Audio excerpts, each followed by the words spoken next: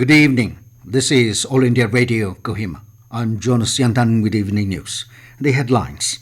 Vice President M Venkaiah Naidu says development work in Nagaland needs to be accelerated. Governor Professor Jagdish Mukhi says Nagaland has young population with immense human resource potential. Nagaland Chief Electoral Officer Shashank Shekhar holds meeting through video conference with all the district election officers.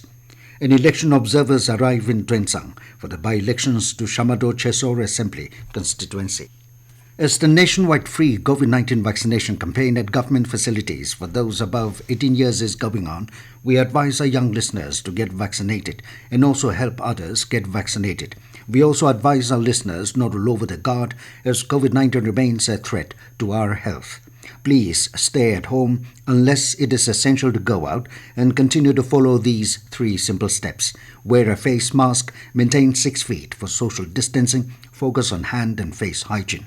For any COVID-related information and guidance, contact National Helpline numbers 011-2397-8046 and 1075 and State Helpline number 1800-345-0019. And now the news. Vice President M Venkaiah Naidu said development of Nagaland is going on but needs to be accelerated. He said a Team India led by Prime Minister and Chief Minister in the state and local bodies led by village councils must all work together in unison, then only development can be accelerated. Naidu was speaking at the inaugural of various infrastructure projects in the state yesterday, mentioning that Nagaland is known for its richness of handicrafts with hard-working people. He said there is huge potential yet to be tapped in different sectors. The Vice President said if infrastructure development can be fast-tracked on priority basis, the state will be benefited in the coming years. Speaking on the good governance, he emphasized on the importance of reaching out to people without delay, diversion, dilution of various schemes and programs with transparency and accountability. Naidu further said government should make all information easily available and accessible to the people. A cultural program in honor of the Vice President was held at Niatu Resort, Dimapur yesterday evening. After a night's hold at Dimapur, Naidu departed Nagaland from Dimapur Airport this morning. Several dignitaries led by Governor of Nagaland, Professor Jagdish Mukhi, legislators and State Protocol Officer were present at the airport for seeing off the Vice President. Nagaland Governor Professor Jagdish Mukhi says Nagaland has young population with immense human resource potential. Mukhi said about 30% population in the state are about 15 to 30 and 25% are in 0 to 14 years. The governor was speaking at the inaugural program of various government buildings in the state by Vice President M Venkaiah Naidu yesterday.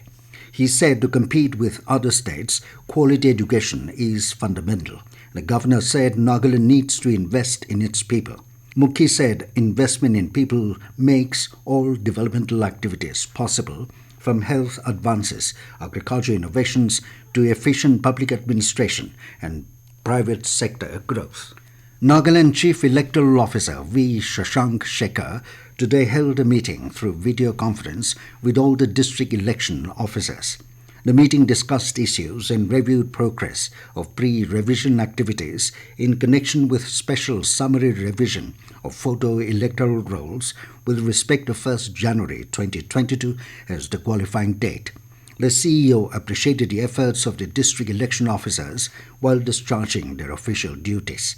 He reminded the officials that the Election Commission is monitoring the progress of various pre-revision and revision activities and exhorted all to complete assigned works within prescribed timelines. The status of various pre-revision activities such as the status of Garuda app, forms for new voter registration, correction, deletion and transposition, demographically similar entries and logical errors were reviewed and taken up with each district. The district officials also shared issues pertaining to their districts. Issues relating to having an accurate electoral roll and systematic voters' education and electoral participation were also deliberated. In view of the by-elections for the 58th Shamator-Chessore Assembly Constituency, General Observer Nagarajan M and the Expenditure Observer R.A. Tiani reached Tuensang yesterday. The General Observer visited the constituency to assess the preparation and was present during the filing of nominations of the candidates yesterday. Deputy Commissioner and District Election Officer Tuensang briefed the observers about the preparations for the conduct of elections in the constituency and handed over the District Election Management Plan in the DC Office Chamber, Tuensang. Any feedback, suggestions or complaints with respect to the conduct of the by-elections can be communicated to the observers during normal working hours. This news comes to you from All India Radio, Kohima. You can also listen to this news bulletin on a YouTube channel, AIR News Kohima. Nagaland today reported 13 fresh COVID-19 positive cases, increasing the total tally to 31,410.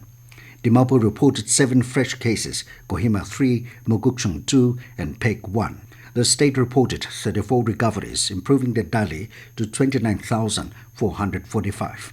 Meanwhile, the state also reported 1 more death, raising the mortality among COVID-19 patients to 669.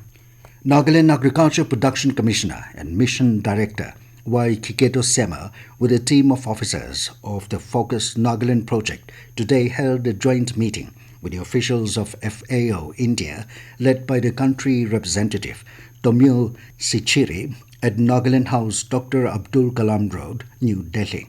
During the meeting, Kiketo emphasized on the importance of learning new and innovative farming technologies for agricultural growth in the state. He appealed to the FAO to organize exposure visits of both the officers and farmers to different parts of the state, regions of the country, and in other countries. Nagaland Board of School Education has informed that the Phase 1 final examination for Class 8 and 9 of the government schools will be conducted tentatively from 25th October in offline mode.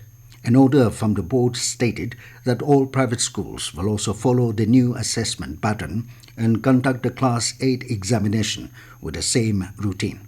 The blueprint of the question papers for all subjects of Class 8 and 9 are given in the annexures available in the board's portal www.npscnl.edu.in.